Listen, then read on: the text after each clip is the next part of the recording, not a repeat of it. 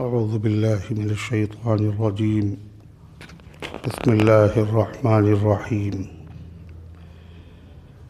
الحمد للہ رب العالمین الرحمن الرحیم مالک یوم الدین ایاک نعبد و ایاک نستعین اہدنا الصراط المستقیم صراط الذین انعمت علیہم غیر المغضوب علیہم ولا الضالین آمین۔ صدق اللہ العظیم۔ محترم حضرات، سامعین کرام، حاضرین مسجد، عزیزوں اور بزرگوں اور باوقار ماں اور بہنوں، یہ قرآن مقدس کی سورہ فاتحہ ام الکتاب، سورۃ الشفاء، سورۃ الکنز، سورۃ الاساس، سورۃ الکافیہ، 7 مثانی، قرآن عظیم اور تعلیم المسئلہ جس سورت کا نام ہے، یہ اس کی پاکیزہ، مقدس، نورانی، بابرکت آیتیں ہیں۔ اللہ تعالیٰ سے دعا کیجیے کہ ان مبارک آیات کی روشنی میں صحیح اور سچی بات عرض کرنے کی توفیق نصیب فرمائے اور ہم سب کو عمل کرنے کی توفیق عطا فرمائے۔ قرآن پاک کی یہ سورت 7 آیتوں پر مشتمل ہے، اسی لیے اس سورت کو کہا جاتا ہے 7، اور یہ سورت بار بار دہرائی جاتی ہے، اسی لیے اس سورت کو کہا جاتا مثانی، یعنی 7 وہ آیتیں جو بار بار دہرائی جاتی ہیں، پڑھی جاتی ہیں بار بار۔ نماز میں، فرض میں، سنت میں، نوافل میں، مستحبات میں بار بار اس سورت کو پڑھا جاتا ہے۔ ابھی اللہ تعالیٰ کی توفیق سے جن بندوں نے مغرب کی نماز پڑھی تو اس سورت کی کتنے مرتبہ تلاوت ہوئی؟ یعنی فرض میں 3 مرتبہ، پھر سنت مؤکدہ اگر پڑھی ہے، یقیناً پڑھی ہے، تو سنت مؤکدہ میں 2 مرتبہ، 5 مرتبہ ہو گئی۔ پھر اگر نفل بھی پڑھی ہے تو اس میں 2 مرتبہ، 7 مرتبہ ہوئی۔ پھر اگر اللہ تعالیٰ کے باتوفیق بندوں نے اگر اوابین پڑھی ہے 6 رکعت، تو اس میں 2 مرتبہ کر کے کتنے مرتبہ ہو گیا؟ 6 مرتبہ۔ تو اتنے مرتبہ تو صرف مغرب میں دہرایا گیا، فجر میں، ظہر میں، عصر میں، عشاء میں، نماز تراویح میں، نماز حاجت میں، نماز استخارہ میں۔ وہ کون سی نماز ہے جس میں اس سورت کو بار بار دہرایا نہیں جاتا؟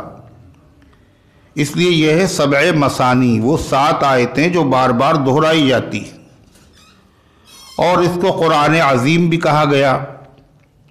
اور اس سورت کا ایک نام ہے سورۃ الصلاۃ، یعنی اللہ تعالیٰ نے خود اس سورت کا نام رکھ دیا صلاۃ، اور صلاۃ کے معنی نماز۔ تو نماز میں سے اس سورت کی خاص مناسبت اور تعلق ہے۔ لا صلاۃ الا بفاتحۃ الکتاب، سورہ فاتحہ کا نماز میں پڑھنا ضروری ہے۔ اگر تنہا پڑھ رہا ہے، اگر امامت کر رہا ہے تب تو لازم ہے، اور اگر مقتدی ہے تو اس کے اوپر بھی پڑھنا ضروری ہے، مگر کیسے پڑھے گا؟ پڑھنے کا طریقہ دوسرا ہے۔ امام تلاوت کرے گا اور وہ آمین کہے گا۔ جب آمین کہے گا تو کیا ہوا؟ وہ بھی شامل ہو گیا اس دعا میں۔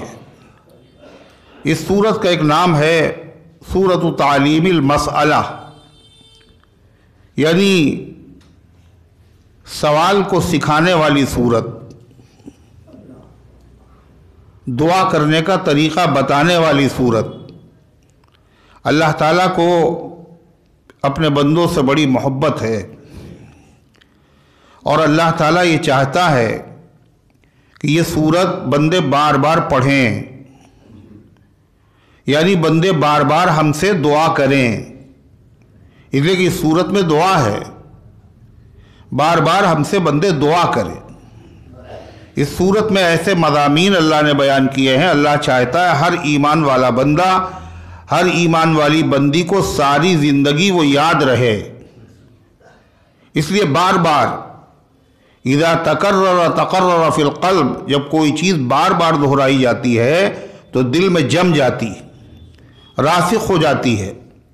یہ مضامین ذہن سے کسی وقت اوجھل نہ ہونے پائیں بندوں کے ذہن سے، اس لیے ہر نماز میں اس کی تلاوت کو لازم کر دیا گیا۔ اللہ تعالیٰ یہ چاہتا ہے کہ بندے اللہ تبارک و تعالیٰ سے مانگے، اور بندے اپنی بندگی کا اظہار کریں کہ وہ ہم بندے ہیں، اور بندے کی بندگی کا اظہار سب سے زیادہ کس چیز میں ہوتا ہے؟ سوال کرنے میں اور مانگنے میں۔ جب آدمی مانگتا ہے تو ذلیل ہوتا ہے۔ اللہ تعالیٰ نے انسانوں جنوں کو عبادت کے لیے پیدا کیا ہے، عبادت کے معنی اپنے آپ کو ذلیل کر دینا۔ تو سب سے زیادہ ذلت جو آدمی کو ہوتی ہے وہ کاہے میں ہوتی ہے؟ کسی سے مانگنے میں، کسی کے سامنے ہاتھ پھیلانے سے۔ حدیث میں السؤال ذل، مانگنا ذلت کی چیز ہے، یعنی اللہ کے علاوہ کسی سے بھی جب بندہ مانگے گا تو کیا ہوگا؟ اس کی عزت نہیں بڑھے گی بلکہ ذلیل ہوگا۔ لیکن اللہ تعالیٰ کے دربار وہ دربار ہے، اور درگاہ وہ درگاہ ہے جہاں مانگنے سے عزت ختم نہیں ہوتی ہے بلکہ اس میں اضافہ ہوتا ہے۔ یہی وہ در ہے جہاں آبرو نہیں جاتی۔ صرف اللہ تعالیٰ کا وہ دروازہ ہے جہاں مانگنے سے بندے کی عزت گھٹتی نہیں بلکہ اور بڑھ جاتی، اس لیے کہ اللہ چاہتا ہے کہ بندے مانگے، اور بندہ ہو اور وہ نہ مانگے، یہ کیسے ہو سکتا ہے؟ اللہ کی ہر مخلوق مانگ رہی ہے۔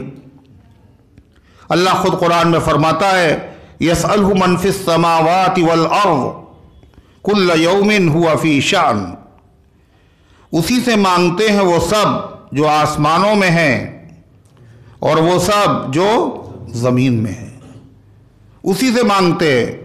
زمین والے بھی مانگتے اور آسمان والے بھی مانگتے، سب منگتا ہیں۔ منگتا مانگنے والا، بھکاری، فقیر، محتاج۔ اللہ تعالیٰ نے فرمایا انتم الفقراء واللہ الغنی، تم سب کے سب محتاج ہو، فقیر ہو۔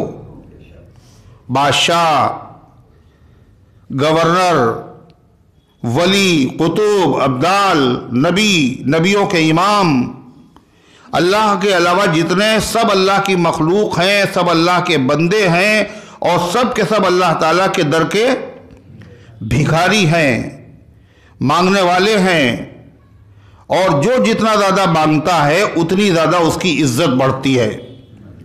اللہ کی مخلوق میں سب سے عزت والی اور عظمت والی ہستی جناب محمد رسول اللہ صلی اللہ علیہ وسلم کی ہے۔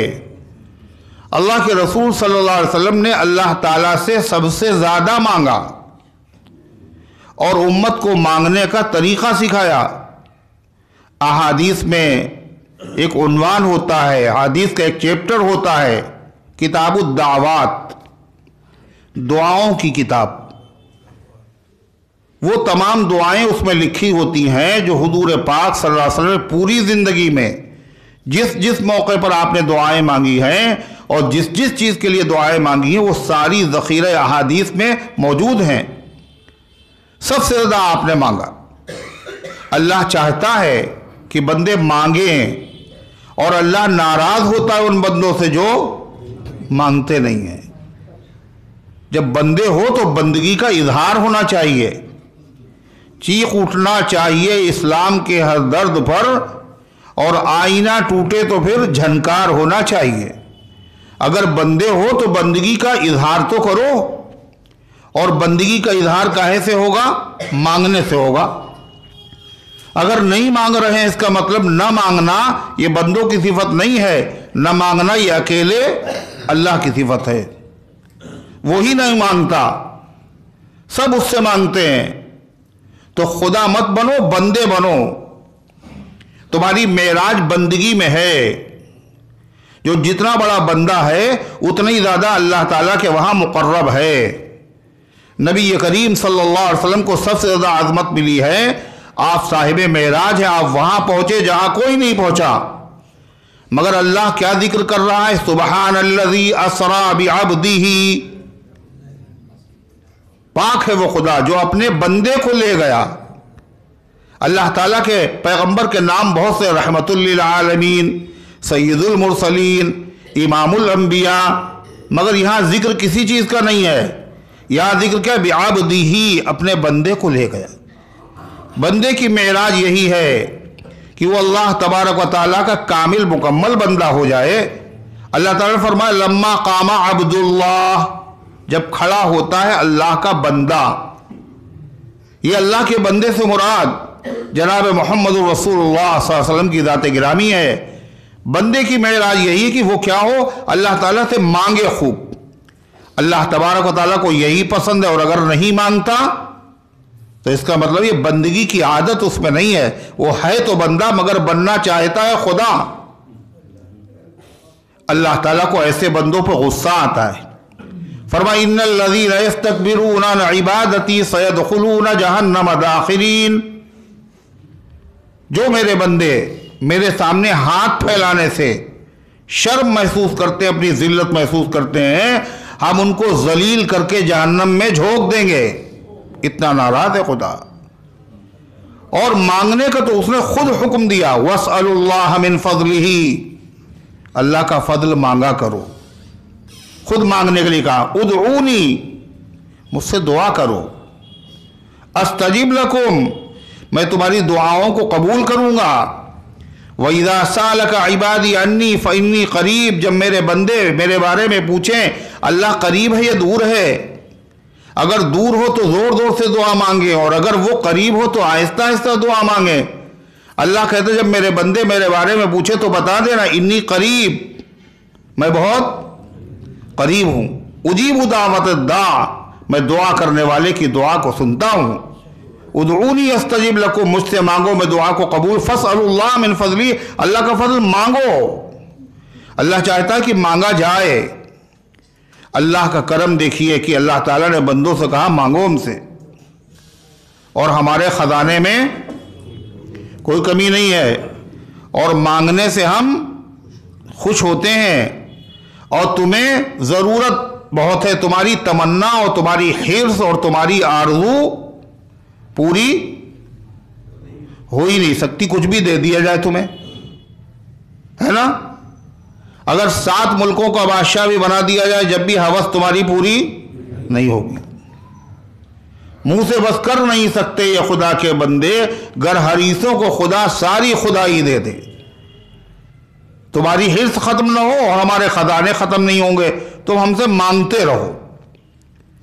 اے اللہ مانگیں گے، مگر مانگنے کا ادب تو بتائیے۔ اس لیے کہ صاحب اتنے دن سے ہم مانگ رہے ہیں اور دعا تو ہماری قبول ہوئی نہیں۔ کہ جو مانگنے کا طریقہ ہے اس طرح مانگو، جو مانگنے کا طریقہ ہے اس طرح مانگو۔ در کریم سے بندے کو کیا نہیں ملتا؟ سب کچھ تمہیں ملے گا، مگر طریقہ تو سیکھو، سلیقہ بھی تو آنا چاہیے مانگنے کا۔ اے اللہ محتاج بھی ہیں، مانگنا بھی چاہتے ہیں، مگر مانگنے کا طریقہ بھی نہیں آتا۔ بھکاری بھی ہیں مگر جھولی بھی نہیں ہے۔ اے اللہ ہمیں جھولی بھی دے دیجئے، ہمیں مانگنے کا سلیقہ بھی سکھا دیجئے۔ اللہ تعالیٰ نے کیا کیا؟ مانگنے کا حکم بھی دیا اور مانگنے کا طریقہ بھی سکھایا۔ مانگنے کو بھی ہمیں فرما دیا اور مانگنے کا ڈھنگ بھی بتلا دیا۔ مانگنے کا ڈھنگ کہاں ہے؟ قرآن کی اسی صورت میں ہے، سورہ فاتحہ میں۔ تعلیم المسئلہ، مانگنے کا طریقہ ہے بتانے کے لیے اللہ تعالیٰ نے یہ صورت نازل فرمائی ہے۔ ہم سے جب مانگو گے تو کیسے مانگو گے؟ سب سے پہلے تم میری تعریف کرنا، سب سے پہلے تم میری تعریف کرنا، اور دیکھو تمہارے بس میں نہیں تم میری تعریف کر سکو، تمہاری اوقات نہیں کہ تم میری تعریف کر سکو۔ اس لیے کہ جو سب سے بڑے اللہ تبارک و تعالیٰ کے مقبول محبوب بندے ہیں، انہوں نے یہ بات کہہ دی کہ اے اللہ ہم تعریف آپ کی نہیں کر سکتے، لا احصی ثناء علیک، اے اللہ ہم آپ کی تعریف کے کلمات شمار نہیں کر سکتے، میرے بس میں نہیں ہے، ہم آپ کی تعریف کا احاطہ نہیں کر سکتے۔ انت کما اثنیت علی نفسک، آپ تو ویسے ہیں جیسے خود آپ نے اپنی تعریف کی۔ بندے کی کیا مجال جو اللہ کی عظمت اور حقیقت کو سمجھے، اور جب تک آدمی حقیقت نہیں سمجھتا کسی چیز کی تعریف کر ہی نہیں سکتا۔ اس عاجز دماغ میں، اس محدود دماغ میں جو لامحدود ہے، جس کی کوئی انتہا نہیں ہے، اس کی عظمت، اس کی بڑائی کیسے آ سکتی ہے؟ اس لیے اللہ نے کرم فرمایا، رحم فرمایا، اور فرما کہ دیکھو ہم تمہیں بتاتے ہیں میری تعریف کرنے کا طریقہ کیا ہے، تم اپنے الفاظ بھی نہ کہنا، الفاظ بھی ہمارے ہیں۔ کیا کہنا؟ الحمدللہ رب العالمین۔ تمام تعریفیں اللہ کے لیے ہیں، اللہ کے ساتھ خاص ہیں، جو عالمین کا رب ہے۔ جب تم یہ کہہ دو گے تو تم نے میری تعریف کر دی۔ تم تو نہیں کر پاؤ گے، مگر جب تم یہ جملہ اپنی زبان سے ادا کرو گے تو ہم اس کو قبول کر لیں گے کہ میرے بندے نے میری تعریف کر دی۔ کیوں الحمدللہ ہے کیا؟ تمام تعریفیں اللہ کے لیے، کہ الحمدللہ تمام تعریفیں اللہ کے لیے ہیں۔ اس کا مطلب کیا ہے؟ تمام، سب کی سب تعریفیں اللہ ہی کے لیے ہیں۔ سب کا مطلب جتنی تعریفیں دنیا میں اب تک کی گئیں اور جو کی جا رہی ہیں اور جو قیامت تک کی جائیں گی، اور کوئی بھی کرے اور کسی کی بھی کرے، یہ تعریف اکیلے ہے کس کی؟ اللہ کی ہے۔ تعریف کسی کی بھی ہو اور کوئی بھی کرے، لیکن وہ تعریف اللہ ہی کی ہوگی۔ یہ کیسے صاحب؟ اس لیے کہ جب بھی کسی کی تعریف کی جاتی ہے تو کسی کمال کی وجہ سے، کسی خوبی کی وجہ سے، کسی ہنر کی وجہ سے، کسی دولت کی وجہ سے، لیکن جس کے بعد جو بھی کمال ہے اور جو بھی خوبی ہے اور جو بھی صفت ہے اور جو بھی ہنر ہے، وہ کسی کے پاس ذاتی نہیں ہے، ذاتی نہیں ہے۔ جس کے بعد جو کچھ ہے سب اللہ ہی کا دیا ہوا ہے۔ جب اللہ ہی کا دیا ہوا ہے تو تعریف کس کی ہوئی؟ اللہ کی ہوئی۔ تعریف اس خدا کی جس نے جہاں بنایا، کیسی زمین بنائی، کیا آسماں بنایا۔ تعریف کے لیے عربی میں 3 لفظ آتے، ایک حمد، ایک مدح اور ایک شکر۔ حمد، مدح، شکر۔ مدح صحابہ مانے صحابہ کی تعریف، تو مدح کہتے ہیں تعریف کس کی؟ بندے کی تعریف ہو، اللہ کی تعریف ہو، ان چیزوں کی بنیاد جاندار کی تعریف ہو، بے جان چیزوں کی تعریف ہو، کسی ایسے کمال کی وجہ سے تعریف ہو جو اس کے اختیار میں ہے، ایسی خوبی کی تعریف کی جائے جو اس کے بس میں نہیں ہے، ان سب کو مدح کہتے۔ آپ ایک موتی کی تعریف کریں کہ بڑا خوبصورت موتی ہے، تو موتی کی جو خوبصورتی کی آپ تعریف کر رہے ہیں، یہ خوبصورتی اس کے بس میں نہیں ہے، وہ خود تھوڑی ہوا خوبصورت، اس کو تو بنایا گیا ہے۔ جب اس کی آپ تعریف کریں گے تو اس کے لفظ حمد نہیں آئے گا، اس کے لیے مدح آئے گا۔ ایسی تعریف جو آدمی کے اختیار میں ہے، اور ایسی باتیں جن کی بنیاد پر تعریف اس کے بس میں نہیں ہے، اس تعریف کو کہتے ہیں مدح، اور شکر کہتے ہیں تعریف کو۔ ایسی تعریف جو نعمت کے بدلے میں کی جائے، جب کوئی نعمت دے، کوئی احسان کرے، کوئی انعام دے، اس کے بدلے میں جو تعریف کی جاتی ہے اس کا نام ہے شکر، بغیر نعمت کے نہیں ہے، نعمت کے بعد۔ اور جو شکر ہوتا ہے وہ زبان سے بھی ہوتا ہے، ہاتھ پیروں سے بھی ہوتا ہے، اور دل سے بھی ہوتا ہے۔ اور حمد کہتے ہیں اس تعریف کو جو ان اوصاف و کمالات کی بنیاد پر کی جائے اور زبان سے کی جائے، وہ تعریف زبان سے ہو، اور ان اوصاف، ان کمالات، خوبیوں کی وجہ سے کی جائے جو اس کے اندر ذاتی ہوں، اختیاری ہوں، کسی کی دی ہوئی نہ ہو۔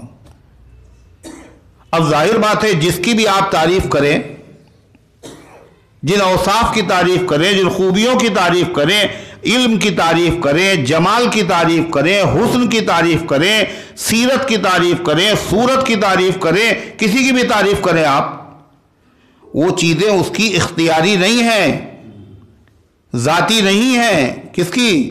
اللہ کی دی ہوئی ہیں۔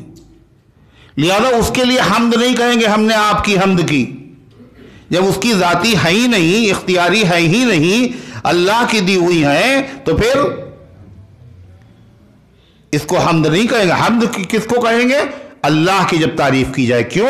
اللہ کے جتنے کمالات ہیں اور جتنی خوبیاں ہیں اور جتنی عظمتیں ہیں وہ سب اللہ کی ذاتی ہیں، اختیاری ہیں، اللہ تعالیٰ کے بس میں ہیں، کسی کی دی ہوئی نہیں ہے۔ اس لیے حمد کہتے ہیں کس کی تعریف کو؟ اکیلے اللہ کی تعریف۔ الحمدللہ، جہاں کہیں اللہ کی تعریف الحمدللہ، الحمدللہ کے معنی ہوئے تمام تعریف۔ تمام کہاں سے؟ کہ اس میں الف لام جو ہے، ہم تو الف لام، یہ تو عربی گرامر سے اس کا تعلق ہے، ہم تو دیکھتے ہیں الف لام بہت جگہ آتا ہے، بہت جگہ نہیں آتا ہے، لیکن الف لام کے 4 معنی ہوتے ہیں۔ کہاں پہ یہ 4 کون سے معنی ہوں گے یہ ہر آدمی نہیں سمجھ سکتا۔ کہیں الف لام ہے اور اس سے مراد صرف ایک آدمی ہے، کہیں الف لام ہے اور اس سے مراد جتنے ہو سکتے ہیں سب مراد۔ جیسے قرآن میں فَعَصَىٰ فِرْعَوْنُ الرَّسُولَ، نافرمانی کی فرعون نے الرسول کی، نافرمانی کی فرعون نے الرسول، الف لام آ رہا ہے الرسول، تو یہاں الف لام ہے اور اس سے مراد ایک ہی رسول ہیں صرف، اور وہ رسول ہیں حضرت موسیٰ علیہ السلام۔ ارے ہے یا نہیں؟ لیکن ان الانسان لفی خسر، انسان گھاٹے میں ہے، یا انسان سے مراد ایک انسان نہیں ہے، جتنے بھی انسان ہو سکتے ہیں، جتنے انسانی افراد ہو سکتے ہیں، سب کے سب گھاٹے میں۔ یہاں بھی الف لام آیا، الانسان اس سے مراد تمام، وہاں بھی الانسان ہے مگر اس سے مراد ہے خاص۔ پھر خاص بھی کبھی کبھی ایسا ہوتا ہے جو معین مقرر ہوتا ہے، اور کبھی ایسا ہوتا متعین نہیں ہوتا۔ جیسے الرسول میں تو ایک مراد ہے اور وہ بھی متعین ہے، اکیلے موسیٰ ہیں یہاں، اور کبھی ہوتا ہے ذہن میں معین ہوتا ہے مگر وہ مقرر نہیں ہوتا، جیسے یوسف علیہ السلام کے والد یعقوب علیہ السلام نے کہا تھا اخاف ان یاکلہ الذئب،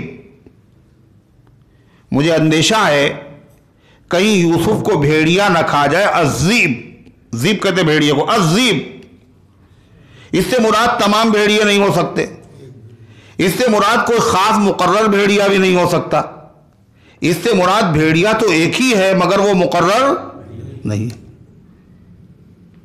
کہیں پر الف لام کے معنی کیا ہیں؟ سب۔ کہیں پہ الف لام کے معنی کیا ہیں؟ بعض۔ پھر بعض بھی وہ کون سے جو مقرر ہیں، بعض وہ جو مقرر نہیں ہیں۔ یہاں پر جو الف لام ہے، یہ الف لام کون سا والا ہے؟ جس کے معنی تمام، اس کی پہچان کیا ہے؟ اگر الف لام ہٹا دیا جائے اور وہاں پر لفظ کل رکھ دیا جائے، کل، تو معنی بالکل صحیح ہو جائیں گے اس کے۔ کل حمد للہ، کل معنی سب، کل حمد ہر تعریف، للہ اللہ کے لیے۔ الحمدللہ کے جو معنی ہے وہ کل حمد للہ کے معنی ہے تمام تعریفیں اللہ کے لیے۔ تو تمام تعریفیں، تمام کا مطلب جتنی ہو چکی اور جتنی ہو رہی ہیں اور جتنی قیامت تک ہوں گی اور ہوں کسی کی بھی، چاند کی تعریف ہو یا سورج کی تعریف ہو یا تاج محل کی تعریف ہو یا دریا کی تعریف ہو یا کسی کے ذہن کی تعریف ہو یا کسی کے حسن کی تعریف ہو یا کسی کے علم کی تعریف ہو، کسی کی حکومت اور انصاف کی تعریف ہو، جس کی بھی تعریف کرے کوئی، وہ جائے گی کہاں؟ اس کی انتہا کہاں ہوگی؟ اس کا سرا کہاں پہنچے گا؟ کیوں؟ اس لیے کہ جس کے بعد جو کچھ بھی ہے تعریف کے قابل، وہ سب اس کا اپنا نہیں ہے، وہ اللہ کا دیا ہوا ہے۔ جب آدمی کی سمجھ میں یہ آ جائے کہ اللہ ہی کا دیا ہوا ہے تو وہ آدمی کبھی بھی راستے سے بھٹک نہیں سکتا، اس کا دماغ کبھی خراب نہیں ہو سکتا، وہ کبھی فرعون نہیں بن سکتا، وہ کبھی قارون نہیں بن سکتا، وہ کبھی ابو جہل نہیں بن سکتا۔ کیوں؟ میاں جو کچھ ہے اپنا ہے ہی نہیں، جو کچھ ہے یہ اپنا ہے ہی نہیں، کیا ہے؟ تو اللہ کا دیا ہوا ہے۔ جب دیا ہوا کسی کا دیا ہوا ہے، اس کے اوپر ناز کرنے کا حق کس کو ہے؟ جس نے دیا ہے وہ دیکھنے کے بعد واپس بھی لے سکتا ہے۔ زندگی اللہ کی دی ہوئی ہے، اس پہ ناز کر رہے ہم زندہ ہیں، یہ تمہاری ہے، اللہ کی دی ہوئی ہے، جب چاہے گا لے لے گا۔ جب دی تھی، جب بھی اپنے بس میں نہیں تھا کہ اللہ ہم زندہ نہیں ہوں گے، ہے زندہ نہیں ہوں گے، ہم دنیا میں نہیں آئیں گے، کہ تم آؤ چاہو یا نہ چاہو ہم تو تمہیں زندہ کریں گے۔ اور بچہ پیدا ہو رہا ہے ماں کے پیٹ سے اور روتا ہوا آ رہا، ہم آنا نہیں چاہتے ہیں دنیا میں، رو رہا ہے۔ اور جب دنیا میں آ گیا تو جانا نہیں چاہتا، اب جب جانے کا ٹائم آیا تو رو رہا ہے، اور سارے لوگ رو رہے ہیں، مگر نہ آنا اپنے بس میں تھا اور نہ جانا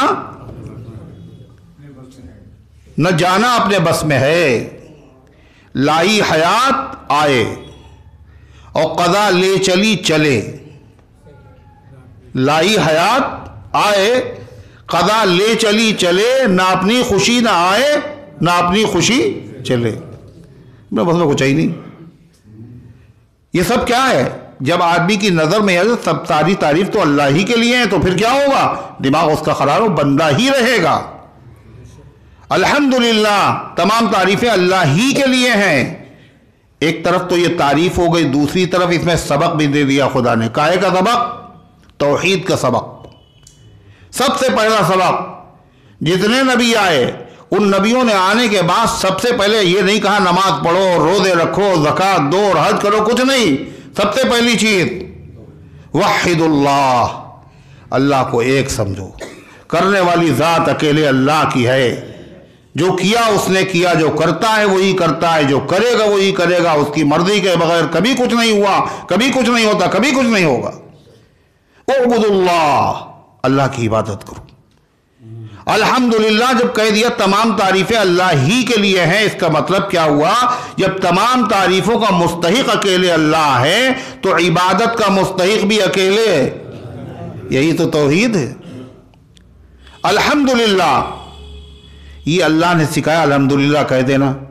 الحمدللہ کہو گے تعریف بھی ہو جائے گی ہماری، اور تم الحمدللہ کہو گے ہم تمہیں ثواب بھی بہت دیں گے۔ سبحان اللہ، اللہ ہی سکھا رہا ہے، اور سکھانے کے بعد جب تم کہہ دو گے تو ہم تمہیں ثواب بہت دیں گے۔ کتنا ثواب دیں گے؟ کہ الحمدللہ تملأ المیزان، الحمدللہ میزان ترازو کے پلے کو قیامت کے دن بھر دے گا۔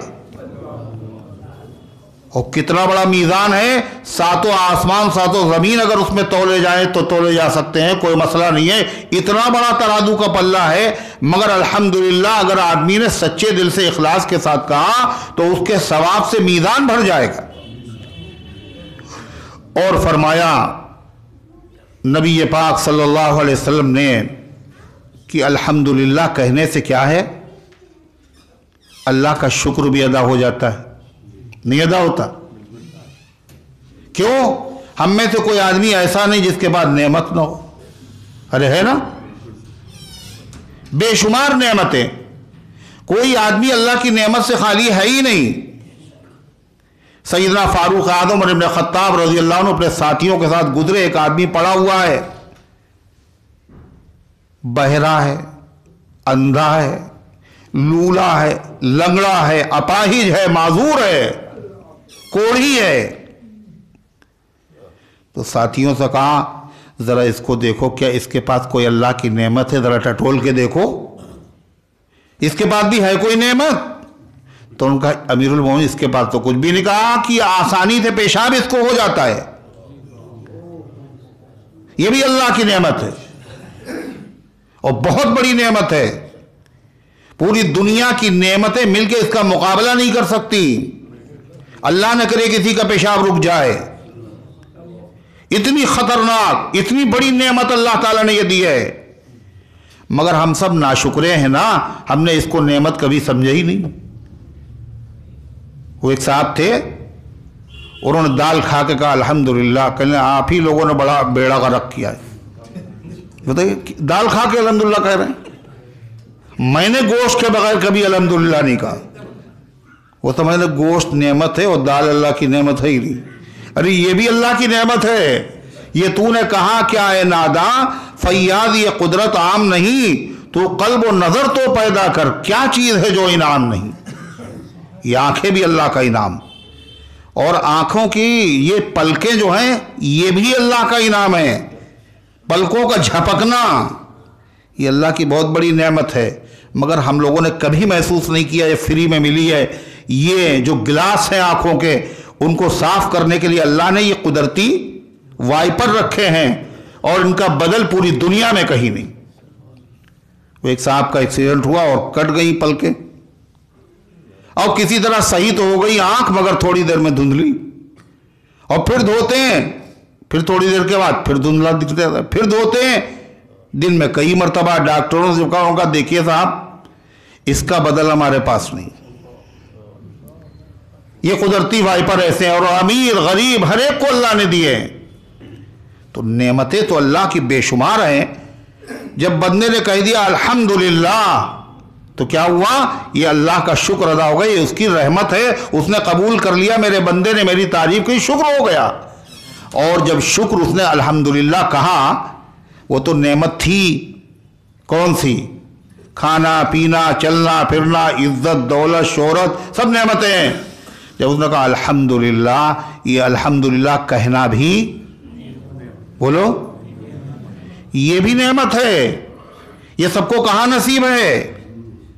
اور جب الحمدللہ تم نے کہہ دیا تو یہ نعمت تمہیں حاصل ہوئی، اس کے ساتھ ساتھ کیا ہوا؟ اللہ کا تمہیں شکر۔ اور کتنی بڑی نعمت ہے پتہ ہے؟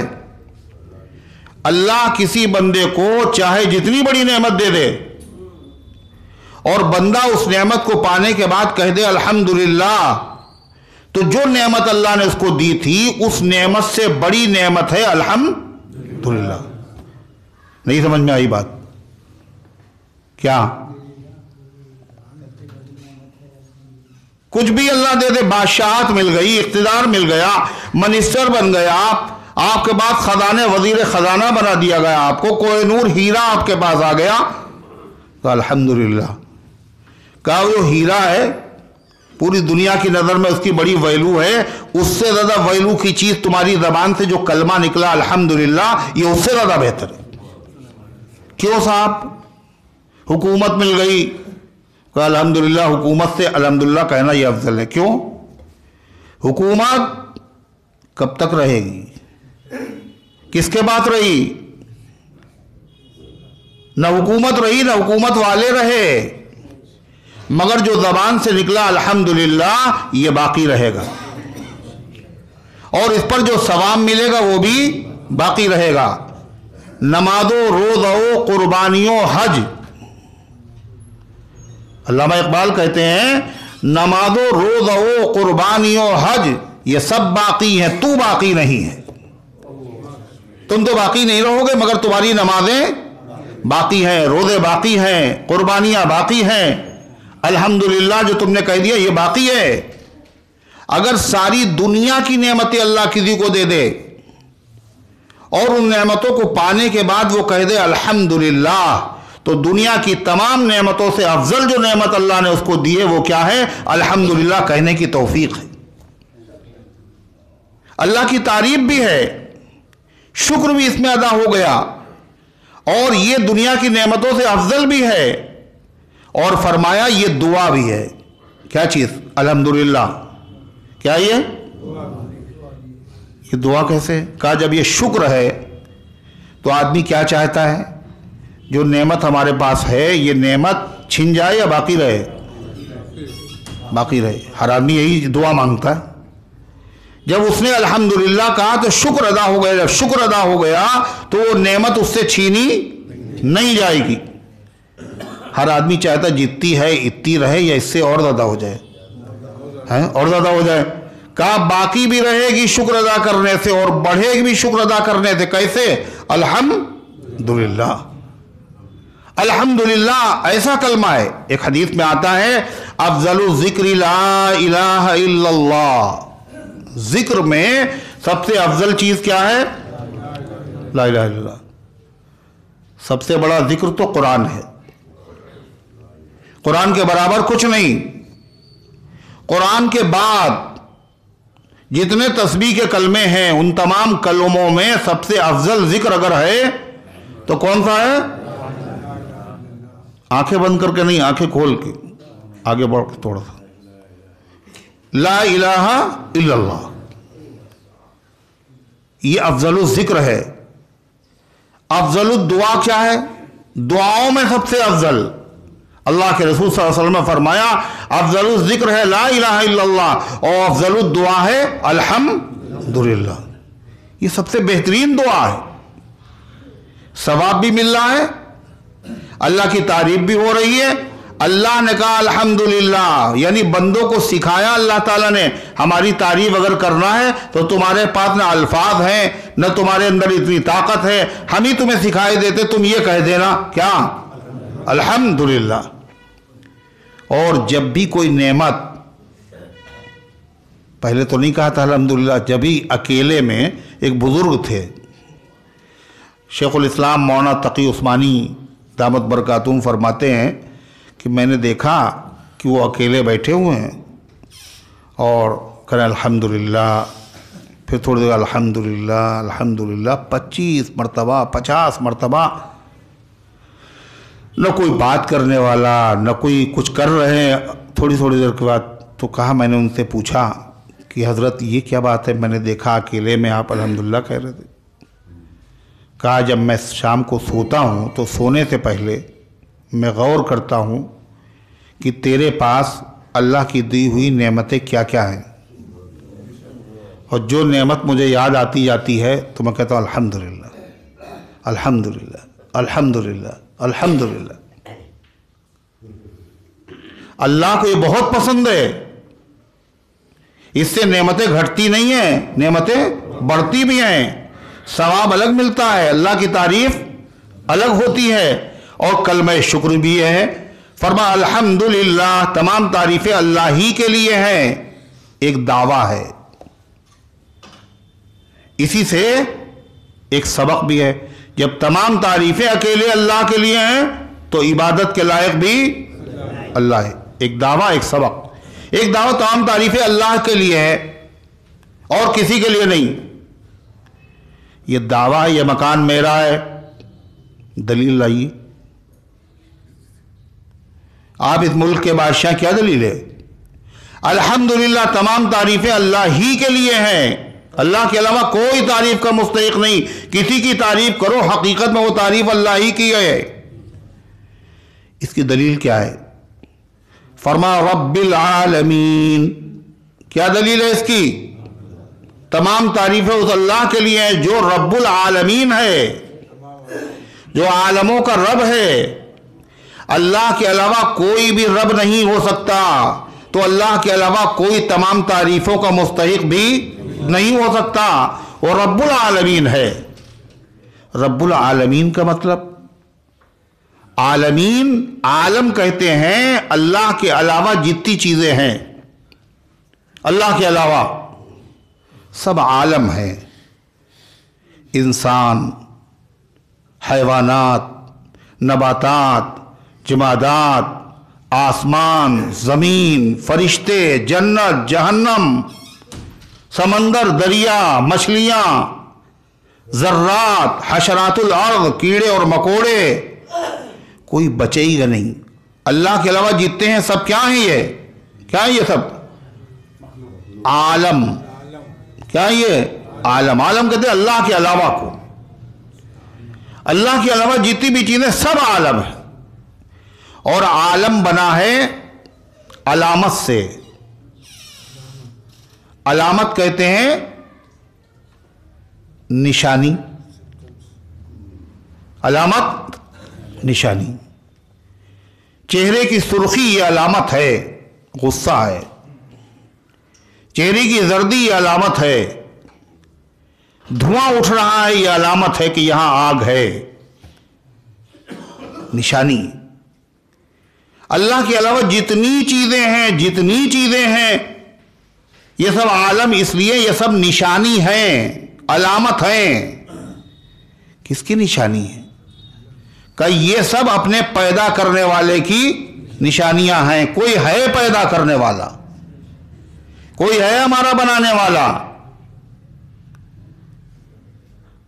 हर जर्रा मुनव्वर है अनवारे इलाही से, और हर सांस ये कहती है हम हैं तो खुदा भी है।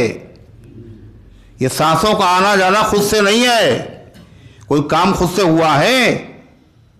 हे चीज़े खुद बखुद चीज़े नशुद, हे चाहन खुद बखुद तेगे नशुद। शेख सादी फरमाते हैं कोई लोहा खुद से कभी तलवार तो बना नहीं, बन गया। और कोई चीज़ कभी खुद से कोई चीज़ हुई नहीं। फिर इतनी बड़ी दुनिया और इतना बड़ा निज़ाम और इतना हसीन और इतना ज़बरदस्त फ़ायदेमंद, ये खुद से कैसे हो सकता है?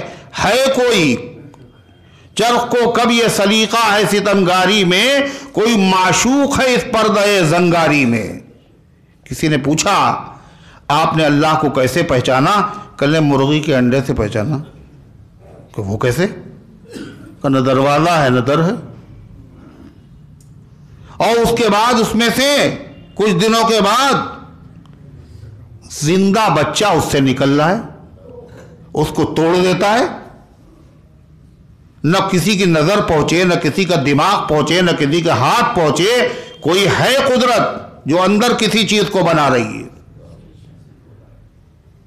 एक बुजुर्ग से पूछा आपने कैसे पहचाना? कल शहतूत के पत्ते से पहचाना। वो कैसे पहचाना शहतूत? कल शहतूत का पत्ता अगर बकरी उसे खाती है तो मैंगनी बनती है, और रेशम का कीड़ा अगर खाता है तो रेशम बनता है, और इसी के ऊपर अगर शहद की मक्खी बैठ जाती है तो शहद तैयार हो जाता है।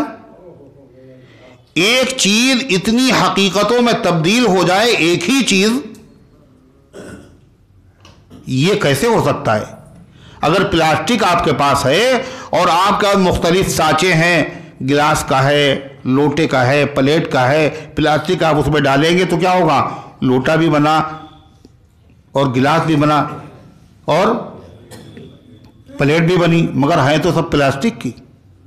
अरे है नहीं, या है तो शहतूत का पत्ता, मगर एक तरफ रेशम बन रहा है, एक तरफ शहद बन रहा है, एक तरफ मैंगनी बन रही है। एक ही चीज इतनी हकीकतों में कौन तब्दील कर रहा है? कोई है। हर चीज ये बता रही है। किसी ने पूछा, एक बद्दू, एक देहाती अरब के आराबी, अरब के बद्दू, कहने ये बताइए आपने अल्लाह को कैसे पहचाना? तो वो देहाती जो थे, अरब के जो देहाती, वही असले अरब है। उनकी बात जो है بالکل بے لوث بے لگاوٹ ہوتی ہے، بڑی ٹھوس ہوتی ہے۔ حضرت علی نے پوچھا ایک عربی بدو سے، یہ شادی کیا چیز ہوتی ہے؟ نکاح تقریب جو ہوتی ہے۔ کہنے لگا سرور شہر غموم دہر قصور ظہر۔ ہو گئی بات کہ شادی کا کیا حاصل کیا ہے؟ کہلے 1 مہینے کی خوشی، زندگی بھر کا غم، کمر کا ٹوٹ جانا۔ یہ کیا ہے؟ یہ بدو اس طرح باتیں کرتے تھے۔ تو اس سے پوچھا آپ نے خدا کو کیسے پہچانا؟ کہنا البارۃ تدل علی البعیر وآثار الاقدام علی المسیر والسماء ذات الابراج والارض ذات فجاج کیف لا تدل علی السمیع البصیر۔ یہ عربی بدو ہے، دیہاتی ہے۔ کہلا مینگنی بتاتی ہے کہ اونٹ یہاں سے گزرا ہے، اور قدموں کے نشانات بتاتے ہیں یہاں سے کوئی راہگیر گیا ہے، اور یہ برجوں والا آسمان، اور یہ بڑے بڑے پھٹن اور دریاؤں والی یہ زمین، یہ کیسے نہیں بتا رہی ہے کہ ہمارا پیدا کرنے والا علیم بھی ہے اور خبیر بھی ہے۔ ایک بڑھیا سے پوچھا آپ نے کیسے پہچانا؟ کہلے ہم نے تو اپنے چرخے سے پہچانا۔ کہ چرخے سے کیسے؟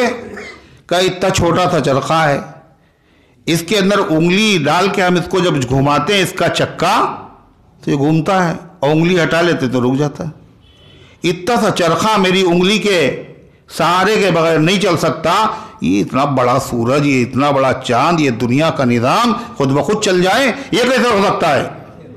اللہ فرماتا الحمدللہ، تمام تعریفیں اللہ ہی کے لیے ہیں۔ کیوں ہیں؟ رب العالمین، وہ عالموں کا رب ہے، اس کے علاوہ کوئی عالموں کا رب نہیں ہے۔ عالم اللہ کے علاوہ کو کہتے ہیں، جتنی بھی چیزیں ہیں ان تمام چیزوں کا رب ہے وہ۔ اور رب کسے کہتے ہیں؟ رب کسے کہتے ہیں؟ کہا پروردگار، یہ نہیں ترجمہ ہے۔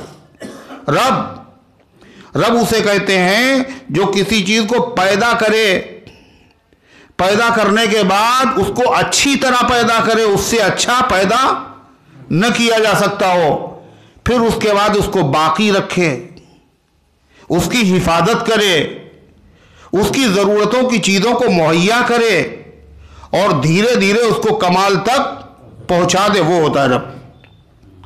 اللہ کے علاوہ جتنی مخلوق ہے سب کا وہ رب ہے۔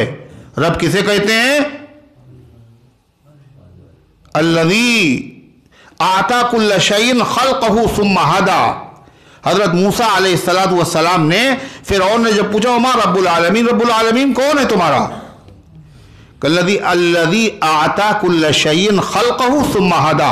دو باتیں کہی موسیٰ علیہ السلام نے، کہ رب العالمین وہ ہے جس نے ہر چیز کو شکل اور صورت، تخلیق اور وجود عطا کیا، ہر چیز کو، ثم ہدا، اور خالی پیدا نہیں کر دیا الٹا سیدھا، خلقک فسواک، جس نے پیدا کیا اور درست بنایا، جہاں پہ آنکھ ہے وہیں پہ آنکھ، جہاں پہ زبان ہے وہیں پہ زبان، 1 انچ ادھر سے ادھر ہو جائے سارا حسن اس کا تباہ اور غارت ہو جائے، جس نے پیدا کیا اور ٹھیک سے بنایا۔ اور پھر اس کے بعد کیا کہا؟ خلقہ ثم ہدا، کس کو؟ انسان کو خالی نہیں، ہر چیز کو جس نے پیدا کیا، اور پیدا کرنے کے بعد اس کو کیا کیا؟ ہدا کا مطلب اس کی رہنمائی کی، رہنمائی کرنے کا مطلب اس کو زندہ رہنے کے لیے جن چیزوں کی ضرورت تھی ان چیزوں کو پیدا بھی کیا، ان کو استعمال کرنے کا طریقہ بھی بتایا، اپنی حفاظت، اپنی تحفظ کا طریقہ بھی سکھایا، ہر چیز سکھائی جس نے اس کو، وہ ہے رب العالمین۔ اب آپ دیکھیں کیا چیز بچی جس کو اللہ نے نہیں پیدا کیا؟ ارے بولو بھائی، کیا ہے؟ تلاش کر کے بتاؤ، ذرا غور کر کے بتاؤ، کیا چیز ہے جو اللہ نے نہیں بنائی؟ سب کو بنایا، اور بنانے کے بعد جیسا بنایا ہے ایسا کوئی بنا ہی نہیں سکتا۔ آپ انار کے دانوں کو ذرا دیکھ لیجئے، اس کے اندر جو سٹنگ ہے انار کے دانوں کی، ان کی جو سرخی ہے اور جو سیٹ کیے گئے ہیں، ایک مرتبہ نکال کر کے دوبارہ ویسے رکھ کے دکھاؤ۔ یہ جو بالیاں ہیں جن کے اندر گیہوں پیدا ہوتا ہے، کس نے بھر دی؟ بالیوں کی خوشے گندم سے جیب، اللہ نے جیب بھر دی، اس کے اندر جو گیہوں کے دانے جو اس میں رکھے ہوئے ہیں کیسے سیٹ ہیں، آپ ذرا سے نکال کے پھر سے رکھ کے دکھائیے۔ آپ تیری کاریگری ہر شے میں بھری، ہر چیز سے آیا ہو رہی ہے، ہر چیز کو اللہ نے پیدا کیا ہے، اور پیدا ہی نہیں کیا بلکہ اس کو سلیقہ سکھایا ہے۔ انسان ہو، کیڑے مکوڑے ہو، جانور ہو، اپنی حفاظت کا طریقہ، اپنی روزی حاصل کرنے کا طریقہ۔ آپ ایک درخت کو دیکھیں، یہ جاندار ہوتا ہے نا، ہے نا؟ عقل مند بھی ہوتا ہے، عقل مند بھی ہوتا ہے، جتنے درخت پیڑ پودے ہوتے ہیں عقل مند بھی ہوتے ہیں۔ یہ درخت نکلا، اللہ نے پیدا کیا اس کو، اور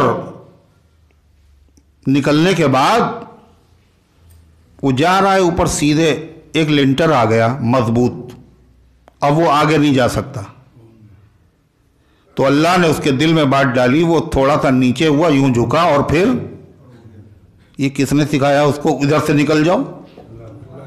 کون سے کالج میں اس نے پڑھا؟ کون سا پروفیسر تھا؟ کون سا ڈاکٹر تھا؟ یہ بتائیے، یہ جانور چھوٹے چھوٹے معمولی یہ سب بیمار بھی ہوتے ہیں، کورونا ان کو بھی ہوتا ہے، اور بہت سی بیماریاں ہوتی، ان کا اسپتال، ان لوگوں نے کوئی اسپتال کھولا ہے؟ دوائیں کیا ہے؟ اللہ نے ان کی زبان کے اندر شفا رکھ دی ہے، وہ کوئی زخم ہوا انہوں نے اسے چاٹ لیا تو صحیح ہو گیا، تم یہ کر لو ٹھیک ہو جاؤ گے، یہ کر لو تو ٹھیک ہو جاؤ گے۔ ہر طرح کے نظام اللہ تبارک و تعالیٰ کا بنایا ہوا ہے۔ ایک بزرگ کہتے کہ میں لکھ رہا تھا تفسیر، اور اس زمانے میں فرماتے تھے کہ پڑھ رہا تھا، مگر پیسوں کی بڑی کمی، معاش کی تنگی، کھانے پینے کے لالے پڑے ہوئے، تو کہا کہ میں لکھ رہا تھا، اتنی دیر میں دیکھا کہ ایک چوہا آیا، پھر دوسرا بھی آ گیا، اور دونوں لڑنے لگے، اور میں لکھ رہا ہوں وہیں پہ لڑ رہے ہیں۔ کہنے لگے میں نے توجہ جب انہوں نے مبذول کر لی اپنی طرف کی، تو میں نے جو وہاں طباخ رکھا ہوا تھا تسلا، میں نے ڈال دیا، ایک تو اس میں بند ہو گیا اور ایک بھاگ گیا۔ کہلے وہ بھاگ گیا تو تھوڑی دیر کے بعد وہ لوٹ کر کے آیا، اور لوٹ کے کیا آیا؟ وہ ایک اشرفی لے کے آیا اپنے بل سے، اور میرے سامنے اس نے اشرفی ڈالی، اور تھوڑی دیر بعد دیکھتا رہا، میں نے کوئی توجہ نہیں دی تو پھر چلا گیا۔ تھوڑی دیر کے بعد ایک اشرفی اور لے کے آ گیا، اور وہ بیٹھ کے اب دیکھ رہا ہے کہ شاید اب سے ان کو جو ہے اتنے میں چھوڑ دے، مگر پھر بھی نہیں چھوڑا۔ پھر گیا تو تیسری اشرفی لے کے آ گیا، کہا اب تو میں تو تماشا دیکھ رہا ہوں کتنی آئے گی۔ کہا چوتھی مرتبہ وہ تھیلی لے کے آیا، خالی تھیلی، یہ بتا رہا تھا کہ جتنی ہمارے پاس تھی وہ سب نے دے دی، اب کچھ نہیں ہے، اور میں نے وہ چھوڑ دیا، طباخ کھول دیا، اور پھدکتے ہوئے چلے گئے۔ یہ سلیقہ انسان کے دماغ میں کون ڈالتا ہے؟ انسان نہیں ہے، یہ جانور ہے۔ یہ کیا ہے؟ رب العالمین ہے، وہ اس نے پیدا بھی کیا ہے، وہ روزی بھی دیتا ہے، اور وہ چیٹی ہے، کیا وجود ہے اس کا؟ ایک ناخن کے برابر ہے، مگر برسات میں ٹھنڈک میں باہر آتی نہیں، اور بڑی محنت کرتی ہے، اور اس کے بعد اتنے دن تک وہ ذخیرہ جمع کرتی ہے، اور جمع کرنے کے بعد جو چاول جو دانے لے جاتی ہے اٹھا کر کے، اس کو پورا سلامت نہیں رکھتی بلکہ اس کو توڑ دیتی، اگر اس کو یوں سلامت رکھے تو اس میں پودا اگائے گا نمی کی وجہ سے، جب اس کو توڑ دیتی ہے تو اس کے ذریعے سے پودا نہیں اگتا۔ یہ کیا نظام ہے؟ ایک مخلوق نہیں، الذی خلق کل شیء اعطا کل شیء خلقہ ثم ہدی، جس نے اپنی مخلوقات کو، جس نے چیزوں کو صورت اور شکل اور وجود عطا کیا اور پھر اس کے بعد اس کی رہبری کی اور رہنمائی کی ہے، فرما وہ ہوتا ہے رب العالمین۔ یہ جانوروں کا نظام، ایک مخلوق ہے کوئی کا 1000 اللہ کی مخلوق ہیں، 600 دریا میں ہیں، سمندر میں، اور 400 خشکی میں، 1000 مخلوق۔ ہم کو تو نام بھی نہیں معلوم ہے، ہم نے دیکھی بھی نہیں ہے۔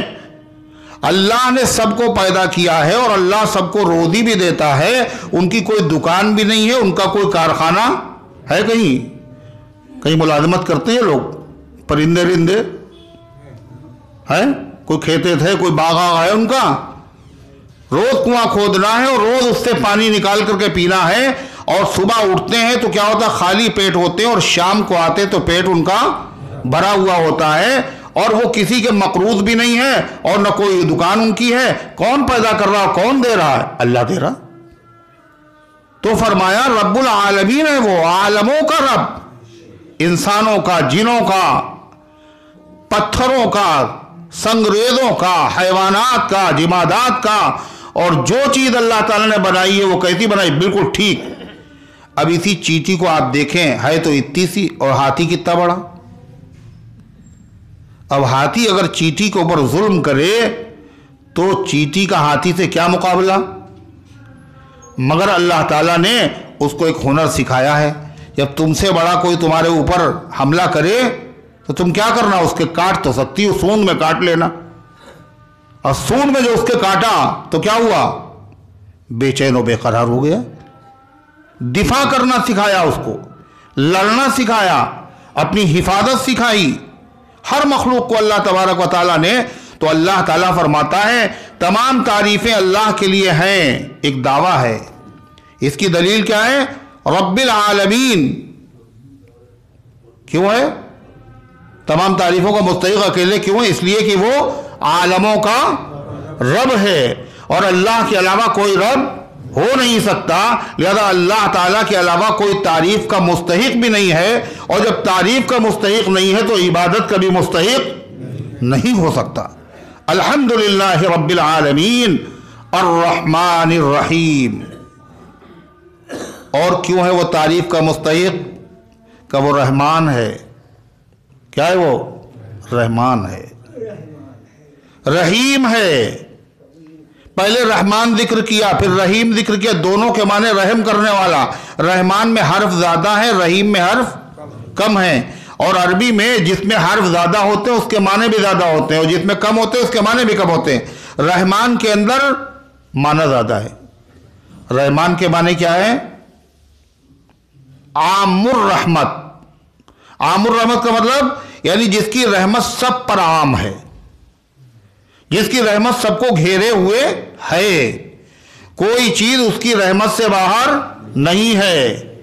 فرمانبردار، نافرمان، نمازی، بے نمازی، مشرک، بت پرست، آگ کے پجاری، دہریے، کمیونسٹ، ملحد، کس کی روزی بند کی خدا نے؟ بولو۔ آنکھوں سے دیکھ رہے ہیں حرام چیزوں کو، آنکھوں کی روشنی بھی نہیں چھینتا۔ زبان سے گالیاں بک رہے ہیں، گویائی بھی نہیں چھینتا۔ ظلم ڈھا رہے ہیں، ہاتھ بھی نہیں توڑ دیتا۔ دماغ سے اسکیمیں بنا رہے ہیں، دماغ بھی معاف نہیں کر رہا ہے۔ عام الرحمت، اس کی رحمت عام ہے، خالی اپنوں کے لیے نہیں ہے، سب کے لیے ہے۔ فرما برداروں کے لیے بھی ہے، نافرمانوں کے لیے بھی ہے، جانوروں کے لیے بھی ہے۔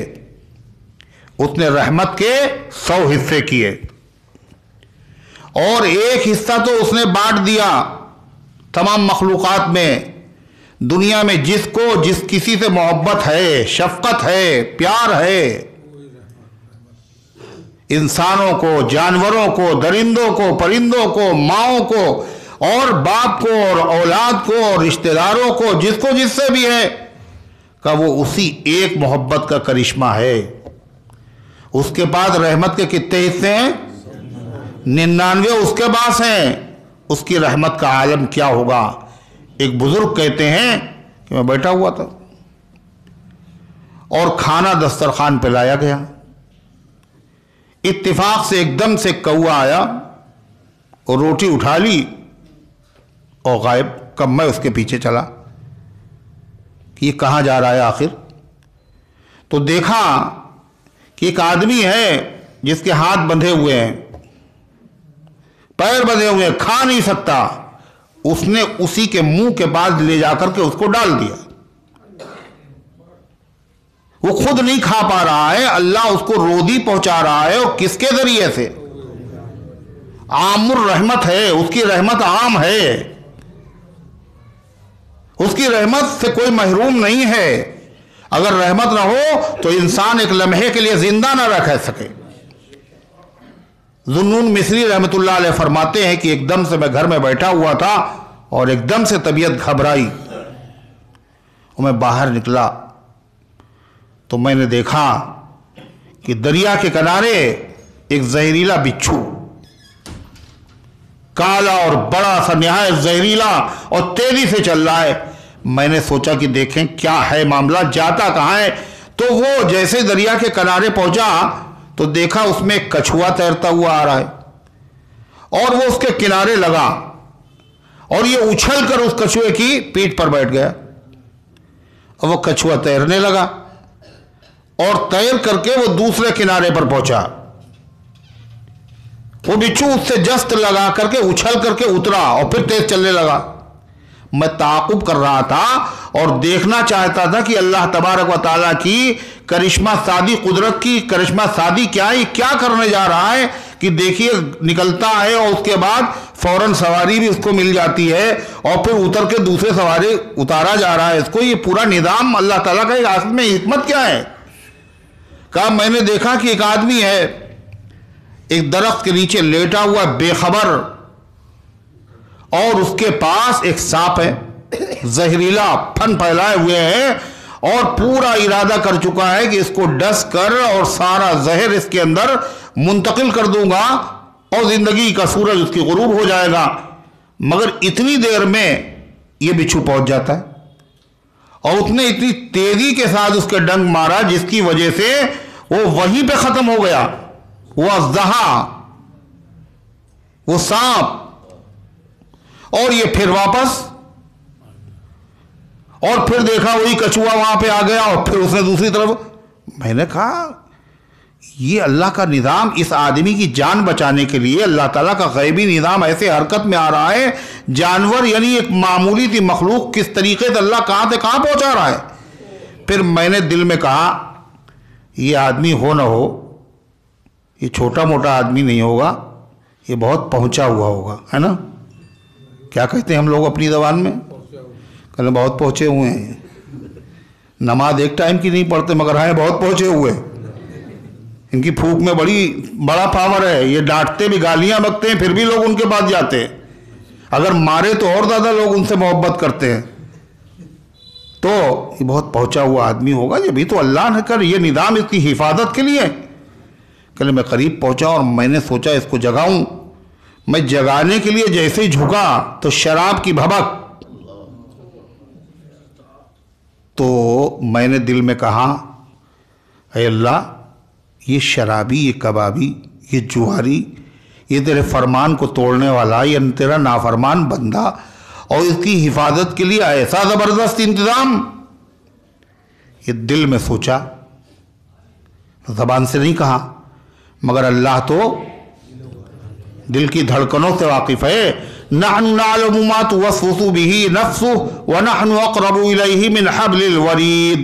ہم جانتے ہیں انسان کے دل میں جو خیالات آتے ہیں، ہم انسان کی شہرت سے زیادہ قریب ہے. غیب سے آواز آئی، ذوالنون حیران کیوں ہو، پریشان کیوں ہو؟ برا ہے، بھلا ہے، شرابی ہے تو میرا بندہ، ہے تو میرا بندہ. تو فرما وہ رحمان ہے، اللہ کے علاوہ کوئی رحمان نہیں ہو سکتا، اسی لیے رحمان کسی کا نام رکھنا بھی ناجائز ہے۔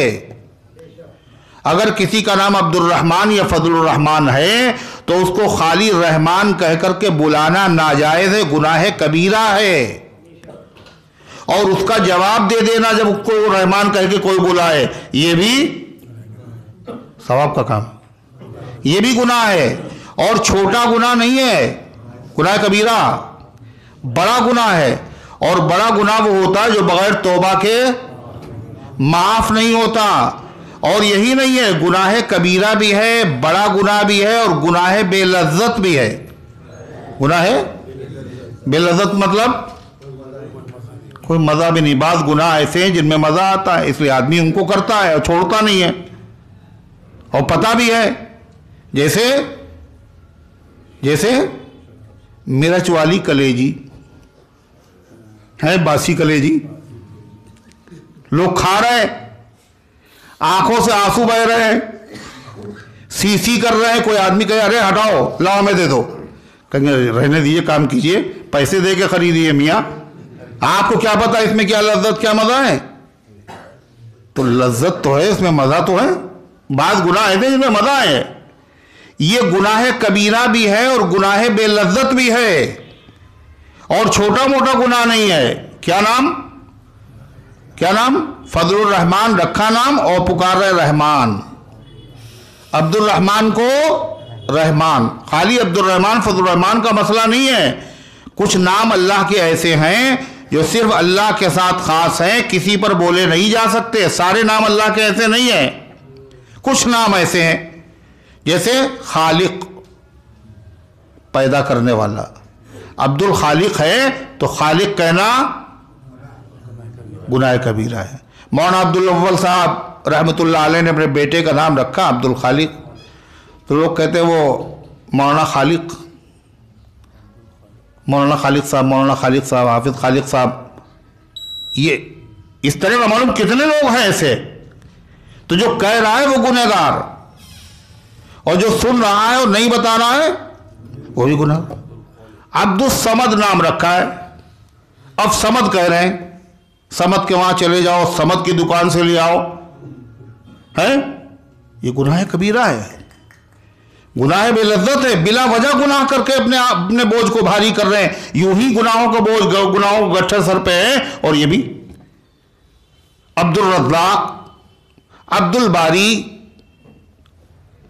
یہ کیا ہے؟ یہ سب اللہ تعالیٰ، عبد الرحمن، یہ سب وہ نام ہیں جو اللہ تعالیٰ ہی پر بولے جا سکتے ہیں، اللہ کے علاوہ کسی کا نہیں۔ کچھ نام ایسے جو اللہ کے علاوہ بندوں کے بھی ہو سکتے ہیں، ان ناموں میں ایک نام ہے رؤوف اور ایک نام ہے رحیم۔ رحیم اللہ کا بھی نام ہے، اور رحیم حضور انور صلی اللہ علیہ وسلم کا بھی نام ہے۔ رؤوف اللہ کا بھی نام ہے، اور رؤوف محمد رسول اللہ صلی اللہ علیہ وسلم کا بھی نام ہے۔ سورہ توبہ، لقد جاءکم رسول من انفسکم عزیز علیہ ما عنتم حریص علیکم بالمؤمنین رؤوف الرحیم۔ لقد جاءکم، تمہارے پاس آ گئے، رسول، ایک پیغمبر، من انفسکم، یہ جن اور فرشتے نہیں ہیں، تمہیں میں سے ہیں، انسانوں میں سے ہیں۔ عزیز علیہ ما عنتم، تمہیں جس سے تکلیف پہنچتی ہے ان کا دل بہت دکھتا ہے، بہت بے قرار ہو جاتے۔ حریص علیکم، تمہارے فائدے کے حریص ہیں، چاہتے ہیں میری امت کا فائدہ ہی فائدہ ہو۔ بالمؤمنین رؤوف الرحیم، ایمان والوں پر بڑے شفیق ہیں، رحیم اور بہت مہربانی کرنے والے ہیں۔ تو رؤوف اللہ کا بھی نام ہے، حضور صلی اللہ علیہ وسلم کا بھی نام ہے۔ رحیم اللہ کا بھی نام ہے، حضور پاک صلی اللہ علیہ وسلم کا بھی نام ہے۔ لیکن رحیم تو نام رکھا جا سکتا ہے، لیکن رحمان کسی کا نام، جیسے اللہ کسی کا نام نہیں رکھا جا سکتا، ایسے رحمان۔ اللہ تبارک و تعالیٰ کے علاوہ کوئی رحمان نہیں ہے، لہذا اللہ تبارک و تعالیٰ کے علاوہ کوئی حمد کا مستحق بھی نہیں ہے، اور کوئی حمد کا مستحق نہیں ہے تو کوئی عبادت کا بھی مستحق نہیں ہے۔ فرما الرحمن الرحیم، جو بڑا مہربان نہایت رحم کرنے والا ہے۔ بڑا مہربان کا مطلب اس کی رحمت عام ہے، مسلمانوں کو بھی، غیر مسلموں کو بھی، اپنوں کو بھی اور غیروں کو بھی، دشمنوں کو بھی، جانوروں کو بھی، انسانوں کو بھی، دنیا میں جتنے ہیں سب پہ رحمان ہے وہ۔ ایک دعا میں آتا ہے یا رحمان الدنیا، اے دنیا کے رحمان، ورحیم الآخرہ، اور آخرت کے رحیم، یعنی رحمت دنیا میں تو سب کے اوپر ہو رہی ہے، مگر آخرت میں جو رحمت ہوگی وہ اکیلے ایمان والوں پر ہوگی۔ ادھر رحیم کا تعلق ایمان والوں سے ہے، اور رحمان کا تعلق ایمان والے اور غیر ایمان والے۔ رحم یہ اللہ کی عام صفت ہے رحمان، اور رحیم خاص صفت ہے۔ اس کا اظہار کل قیامت کے دن ہوگا۔ ایمان والوں کے علاوہ کوئی بھی جنت میں نہیں جائے گا، اور رحمان کا اظہار دنیا میں ہو رہا ہے۔ ایمان والے بھی کھا رہے ہیں، بے ایمان بھی کھا رہے ہیں، اور صاحب ہر طرح کی سب کو نعمتیں مل رہی ہیں۔ تو یہ دو آیتیں ہوئیں، الحمدللہ رب العالمین، الرحمن الرحیم۔ تمام تعریفیں اللہ کے لیے خاص ہیں جو عالموں کا رب ہے۔ الرحمن الرحیم، جو بڑا مہربان نہایت رحم کرنے والا ہے۔ مالک یوم الدین، بدلے کے دن کا مالک ہے۔ انشاءاللہ پھر اس کے بارے میں آئندہ درس میں عرض کیا جائے گا۔ اللہ ان گزارشات کو قبول فرمائے۔ حاجی کرامت صاحب کی حالت خراب ہے، اللہ ان کے حال پر رحم فرمائے اور شفا عطا فرمائے۔ آراف کی والدہ کی طبیعت، محمد نفیس کی والدہ، عبدالسلام، یہ سب بیمار لوگ ہیں، اللہ ان سب بیماروں کو شفا عطا فرمائے اور امت کے تمام بیماروں کو شفا عطا فرمائے۔